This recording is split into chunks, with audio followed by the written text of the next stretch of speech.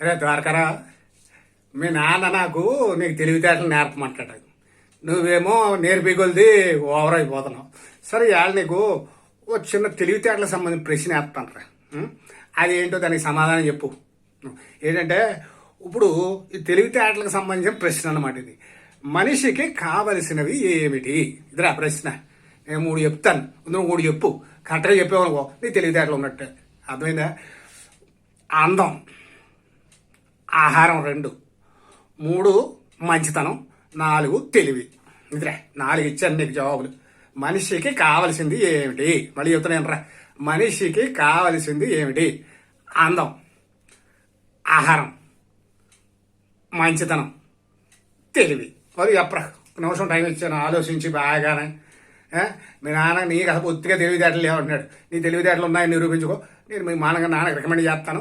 మీ నాన్నని పెళ్లి చేస్తాను. అర్థమైందా? మళ్ళీ ఇంకోసారి చెప్తాను రా. మనిషికి కావాల్సినవి ఏమిటి? 1 అందం, 2 ఆహారం, 3 మంచితనం, 4 తెలివి. ఆలోచించేసావా? అయ్యో చెప్పమ్మా చదువు అంటన్నా. ఆహారమా? ఊరు మనిషికి ఆహారంగా ఆహారమా? ఆహారం లేకపోతే బతకలేడా? అరే రే బాగానే చెప్పావురా. మరి ఆహారం లేకపోతే బతకలేడు అంటున్నావు కదా. ఎక్కడికైనా వెళ్ళినా ఎవరైనా కదా అన్నం పెట్టమంటే పెడతారు. మరి అదేంటారు, అది కరెక్ట్గా వద్దురా. నెక్స్ట్ అందమా? అందం ఎందుకురా బాబు? అందం లేకపోయినా మనిషి బతికేస్తున్నారు కదరా, హీరోలు కూడా అయిపోతున్నారు. ఏంటి చెప్పు. మూడోది మంచితనమా? మంచితనంగా ఉంటే బతికేసేటరా మనిషి? మంచితనంగా కూడా చాలా చోట్ల అలరపాలు అయిపోతున్నారా?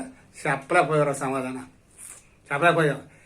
మనిషికి కావాల్సింది అందం కాదు, ఆహారము కాదు, మంచితనము కాదు, ఏ కాదురా బాబు.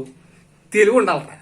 తెలివి ఉంటే ఆహారం సంపాదించుకోవచ్చు. ఎక్కడ చోట పని చేసుకుంటే డబ్బులు వస్తాయి, ఆహారం సంపాదించుకోవచ్చు. శుభ్రంగా ఏమన్నా 4 రకాల సోపులు గిబ్బులు కొనుక్కుంటే అందం వస్తుంది. తర్వాత ఈ మంచితనం. డబ్బులు ఎప్పుడైతే ఉన్నాడో, డబ్బులతో కాకుండా తెలివి ఎప్పుడైతే ఉందో, డబ్బులు ఎప్పుడైతే సంపాదించాడో డబ్బులతోటే మంచోడు అయిపోతాడు. డబ్బులు ఎక్కువ ఉన్నట్టు అయిపోతాడు, అది మంచోడు అయిపోతాడు.